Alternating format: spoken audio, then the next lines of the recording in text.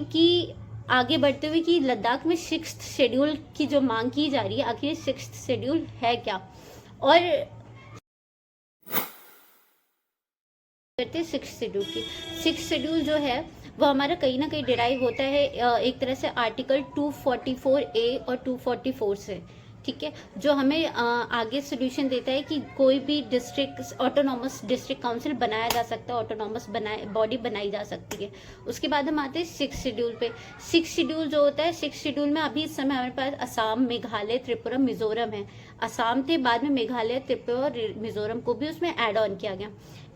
अगर हम किसी स्टेट को 6th शेड्यूल में डाल देते हैं तो ये कहीं ना कहीं से उन्हें अपने इकोसिस्टम को, अपने कल्चर को, अपने एरिया को, अपनी चीज़ों को प्रोटेक्ट करने का राइट प्रोवाइड करता है। साथ ही साथ वो उन्हें एक ऑटोनॉमस बॉडी डिस्ट्रिक्ट काउंसिल देता है, ऑटोनॉमस बॉडी बनाता है, जिससे वो फ्री होते हैं अपनी बातों को आगे तक पहुंचाने के लिए भी। दूसरा, उनके पास कुछ राइट्स आ जाते हैं जिससे वो अपनी तरह से अपने कल्चर को, अपनी एनवायरमेंट को, अपनी इकोसिस्टम को प्रोटेक्ट कर सकते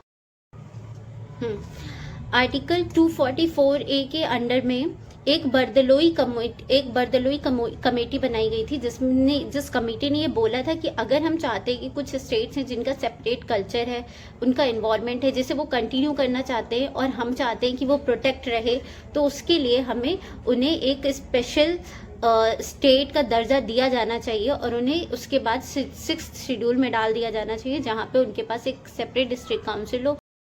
अब देखते 6th शेड्यूल की बेनिफिट्स क्या क्या है। अब 6th शेड्यूल होने का मतलब ये हुआ, जैसे कि मैंने अभी स्टार्टिंग में बोला कि जम्मू एंड कश्मीर के पास अपना लेजिस्लेचर था, लेकिन लद्दाख को डायरेक्ट सेंट्रल गवर्नमेंट के कंट्रोल में एज अ यूटी दिया गया, जिसकी वजह से वहाँ के रूल्स जो हैं, रेगुलेशंस जो हैं, वो डायरेक्ट सेंट्रल गवर्नमेंट बनाएगी। तो जैसे अभी हम लोगों ने स्टार्टिंग में बात करी कि अगर कोई बाहर का ब्यूरोक्रेसी का बंदा आता है और वो वहाँ के लॉज बनाता है, तो उसको तो 5 साल कम से कम उस एरिया को समझने में ही लग जाएगा। तो वहाँ के लिए परफेक्ट रूल, वहाँ के कल्चर के अकॉर्डिंग वहाँ के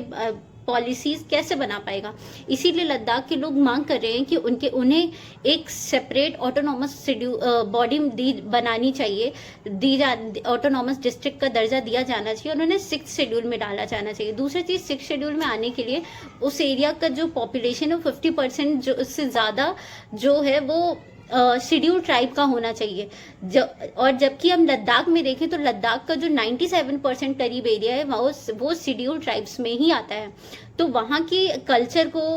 प्रोटेक्ट करने के लिए ज़रूरी है कि सेंट्रल गवर्नमेंट जो है उसे भी 6th शेड्यूल में इंक्लूड करे और उसे भी एक 6th शेड्यूल में इंक्लूड करे और उसे भी एक स्पेशल स्टेट का दर्जा दिया जाए, ताकि वहाँ के लोग भी अपनी कल्चर को प्रोटेक्ट करने के लिए अपने हिसाब से पॉलिसीज बना सके, उनका अपना एक लेजिस्लेचर हो और उनके बीच का ही कोई चुना बंदा उसमें इलेक्ट होकर के जाए, जो वहाँ के कल्चर से, वहाँ के एजुकेशन सिस्टम से, वहाँ के लिए कौन सी पॉलिसीज बेटर होंगी ये समझ सके और आगे प्रमोट कर सके और उसके बेसिस पर लॉज बन सके। और इसीलिए लद्दाख के लोग मांग कर रहे हैं कि